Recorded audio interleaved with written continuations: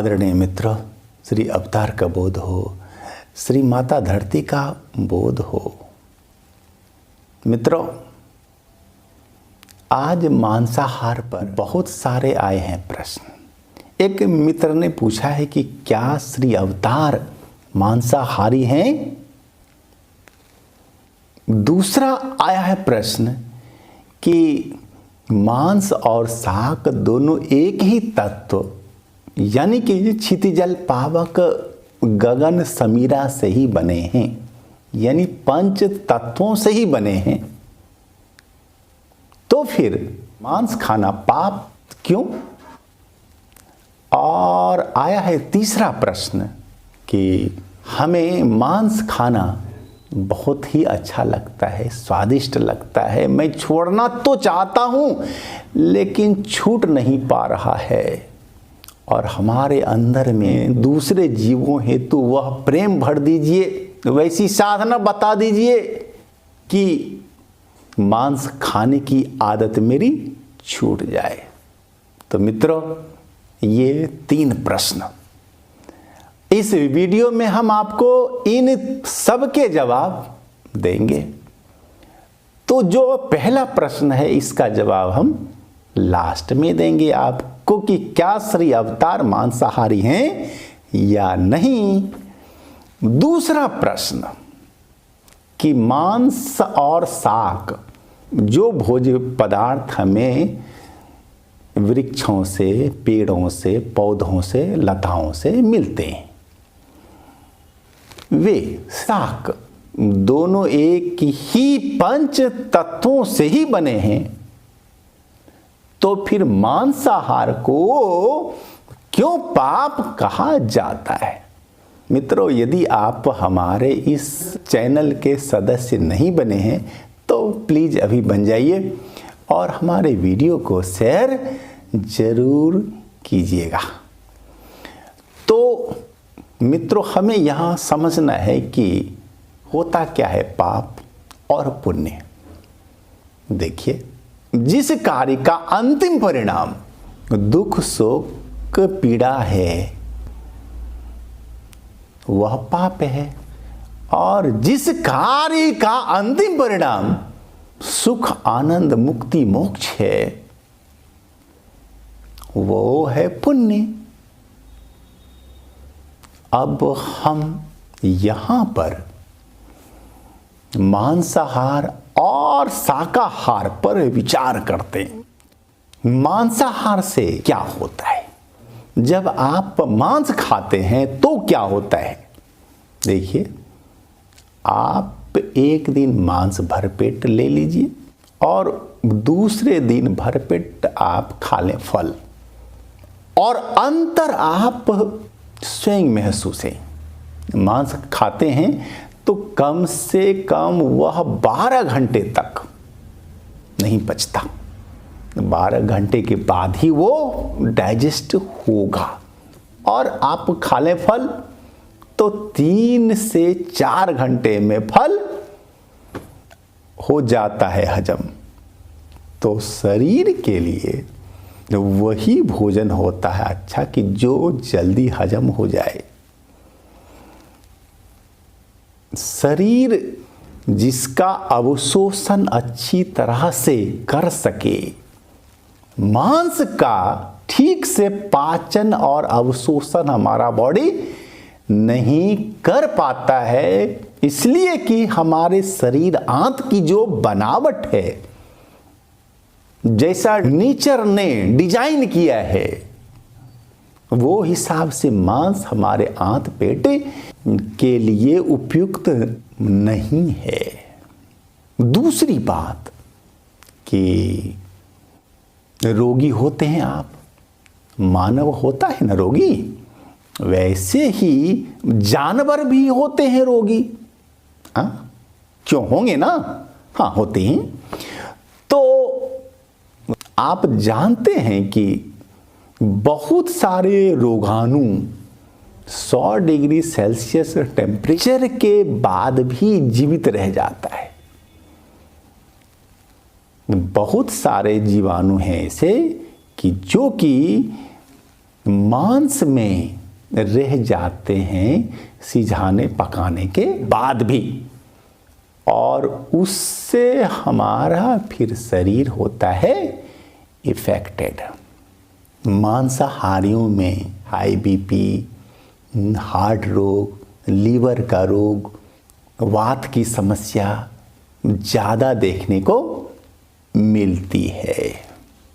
तो मांसाहार हमारे शारीरिक रोगों को बढ़ाता है।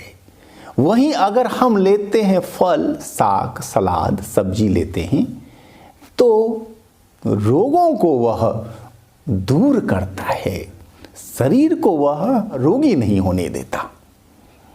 सबसे बड़ी बात जो है मांसाहार के साथ कि जब व्यक्ति मांस के लिए जीव की हत्या करता है तो होता क्या है, जीव उस समय भयभीत रहता है। भय और पीड़ा उसके अंदर होती है। भय पीड़ा से एड्रेनल ग्रंथि से स्राव होता है, विषैला स्राव होता है उससे, और फिर वह हार्मोन हम भोजन में खा लेते हैं। मांस में भय और पीड़ा, ये दोनों ही संस्कार रहते हैं मिले हुए। तो मित्रों, मांस जो खाता है वह दुखकारी जीवन में अवश्य ही वह करेगा, भय देगा दूसरे को और भयभीत तो होगा भी। एक बात ध्यान में रखिएगा, मांसाहारी भय दिखाएगा भी और भयभीत भी होगा। मांसाहारी दुख लोगों को देगा भी जानबूझकर और दुख पाएगा भी, क्योंकि मांस में दो तत्व, दो संस्कार निश्चय ही होते हैं। क्या? भय और पीड़ा। क्योंकि भय और पीड़ा रहित मांस की प्राप्ति संभव नहीं है।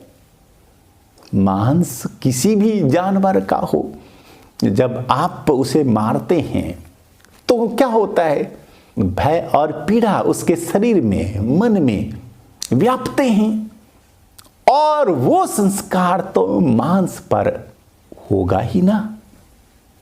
तो ये सबसे बड़ी हानि है। मित्रों, अब आप ही फैसला करें कि क्या मांसाहार है पुण्य है कि पाप। क्योंकि अभी अभी हमने कहा है कि जिसका अंतिम रिजल्ट भय, पीड़ा, दुख हो, मानसिक अशांति हो, बेचैनी हो, वह पाप है, और जिसका अंतिम रिजल्ट सुख, आनंद, मुक्ति, वह है पुण्य।